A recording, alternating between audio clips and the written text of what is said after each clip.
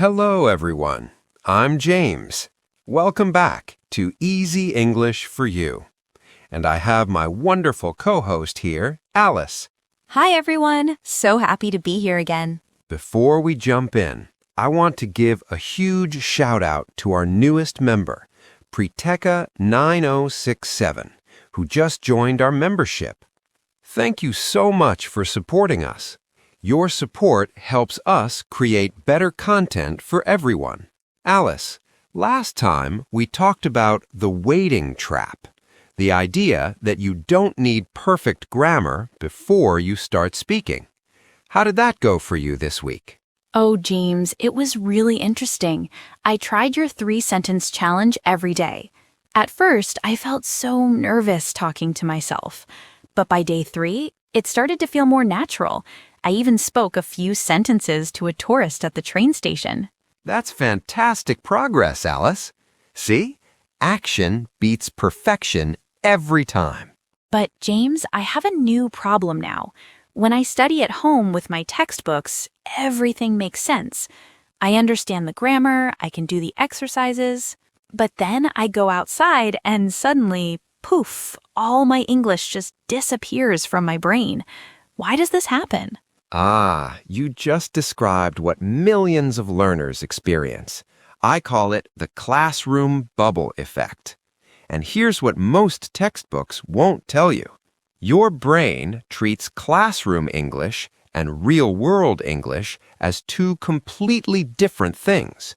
It's like learning to swim on dry land. You can memorize all the arm movements, but the moment you hit the water, everything feels totally different.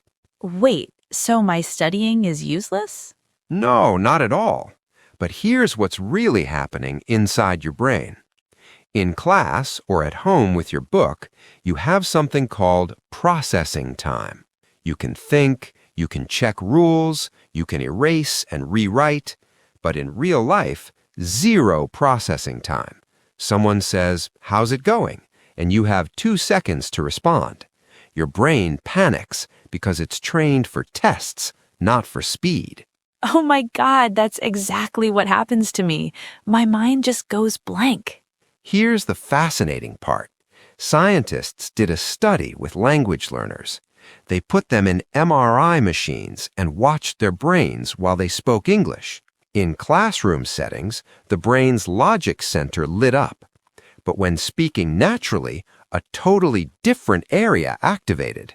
It's the same part of your brain that catches a ball without thinking. It's automatic, not analytical. So I need to move my English from the thinking part to the automatic part? Exactly. You're getting it. Let me give you a real example. When someone asks you in Japanese what your name is, do you think about grammar rules? No, I just answer automatically. Right, because you've used that language in real situations thousands of times, but your English is still stuck in the textbook world. It's like the difference between reading about riding a bike and actually riding one. Okay, but James, I still don't fully understand. Can you explain it more simply? Like, what exactly should I do differently? Sure. Let me break it down even more. Imagine you're learning to cook. You read a recipe book cover to cover. You memorize every step perfectly, but you never actually turn on the stove. Then one day, someone asks you to cook dinner for them right now. Would you be ready? Oh, no way. I would totally panic. Exactly. That's your English right now. You've read the recipe, but you haven't cooked the meal. The solution is what I call messy repetition, not perfect practice, but messy, real, imperfect practice. Here's what you do starting today.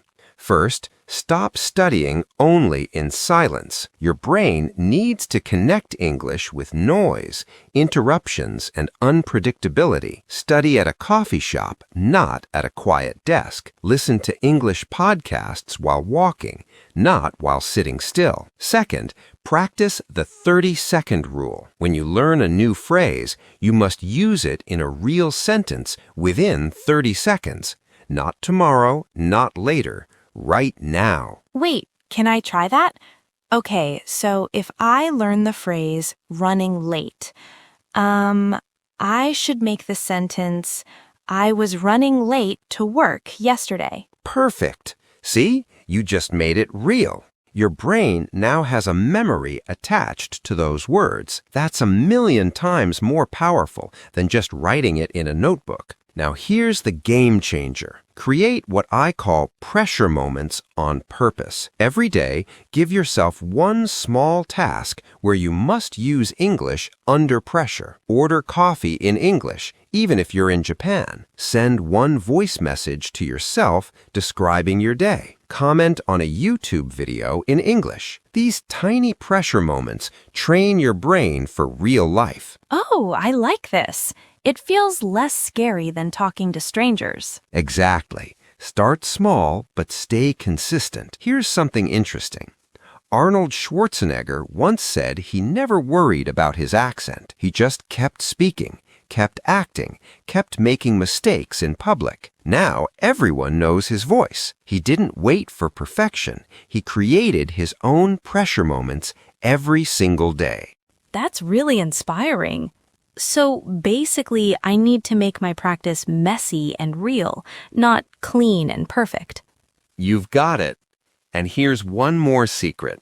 Your brain remembers emotions more than information. So when you practice, attach feelings to it. If you learn the word exhausted, don't just memorize it. Think about a time you felt exhausted. Feel it in your body. Then say the word out loud. Now your brain has an emotional bookmark for that word. Wow, this is so different from how I was taught in school. I know, right? Traditional methods focus on accuracy, but real fluency comes from messy practice with emotional connection. Before we wrap up, I want to hear from all of you. Have you ever experienced this? English feels clear when you study, but disappears in real situations? Leave a comment and tell us your story. What's the most frustrating moment you've had? Yes, please share. We really want to know. And speaking of what's next, our next video is going to blow your mind. We're tackling why does your English reset every Monday? You know that feeling when you practice all week, feel confident, then Monday comes and you're back to zero? There's a scientific reason for that, and we'll show you how to fix it. Oh my God, James, this happens to me every single week.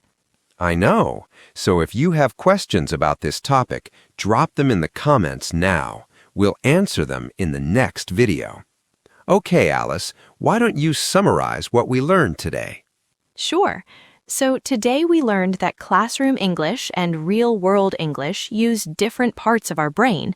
We need to practice with messy repetition, not perfect practice. Create pressure moments every day, even small ones, and attach emotions to words so our brain remembers them better. Oh, and stop studying in silence. Perfect summary, Alice. You really captured the essence of today's lesson.